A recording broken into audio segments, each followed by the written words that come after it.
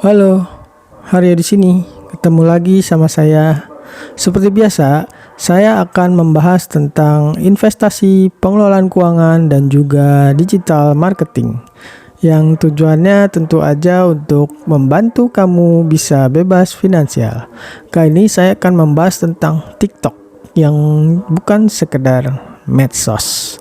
TikTok itu merupakan media sosial yang saat ini sangat pesat pertumbuhannya.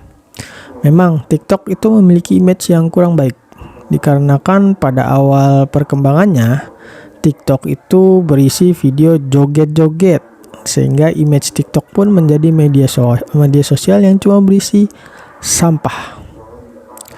Kini TikTok telah berubah, konten kreator pun banyak melirik media sosial ini, tentu untuk memperluas audiens mereka. Sehingga yang tadinya video TikTok sebagian besar diisi dengan video joget-joget, kini kamu bisa menemukan banyak video edukasi.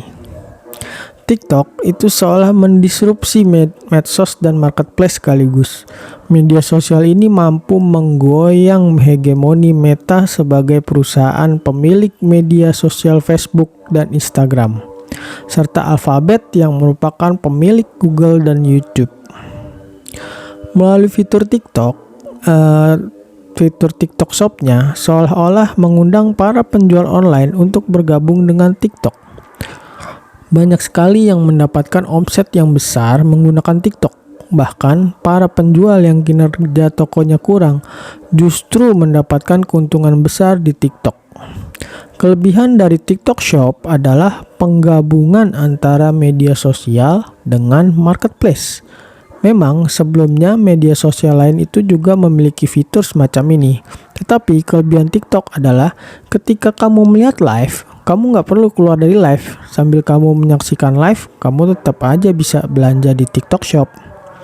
Selain itu, TikTok juga memiliki fitur affiliate, sehingga orang yang nggak punya produk tetap bisa mendapatkan keuntungan dari TikTok. Inilah fitur yang membuat pengguna TikTok semakin meroket jumlahnya. Karena TikTok bisa memotong langkah yang harus dilakukan pengguna TikTok untuk langsung berbelanja, tanpa harus keluar atau berganti aplikasi. Apakah kamu berminat untuk berjualan juga di TikTok? Saya akan memberikan 3 tips agar jualan kamu laku atau menambah audiens kamu. 1. Biasakan live stream. Algoritma TikTok memberikan peluang yang lebih besar bagi akun yang sering melakukan live stream dan juga dengan durasi yang panjang.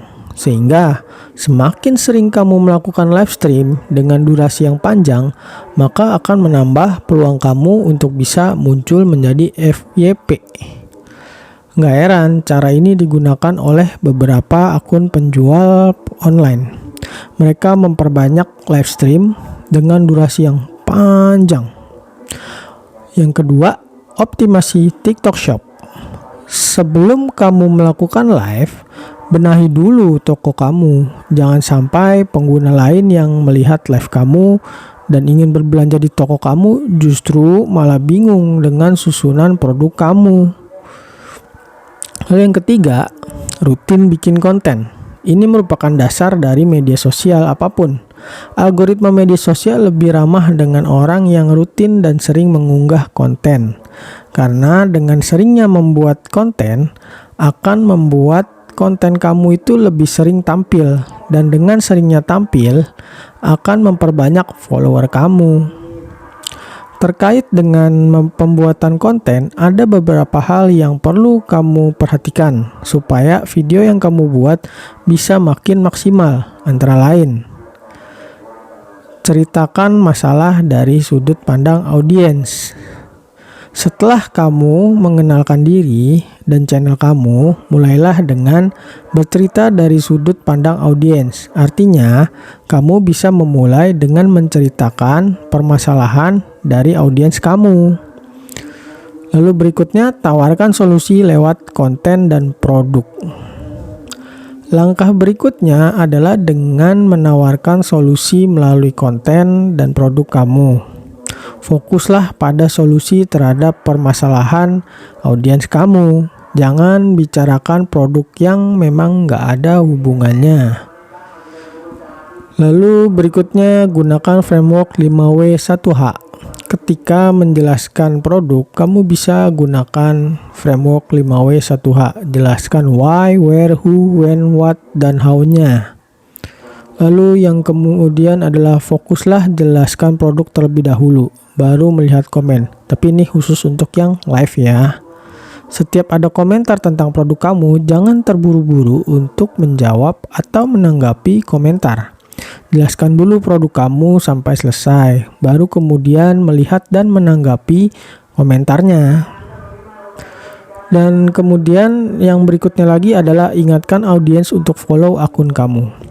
Jangan lupa untuk mengingatkan audiens untuk memfollow akun kamu. Sederhananya, jangan lupa menyampaikan call to actionmu. Kemudian ingatkan audiens untuk check out dan beri penjelasan cara berbelanja di TikTok Shop serta diskonnya.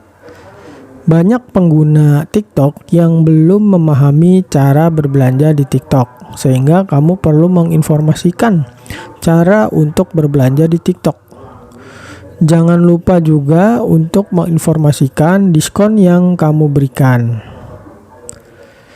TikTok itu bukanlah media sosial yang isinya cuma joget-joget aja, tapi udah berubah dan bahkan telah mendisrupsi media sosial dan marketplace, sehingga dapat mengancam keberadaan media sosial dan marketplace lain.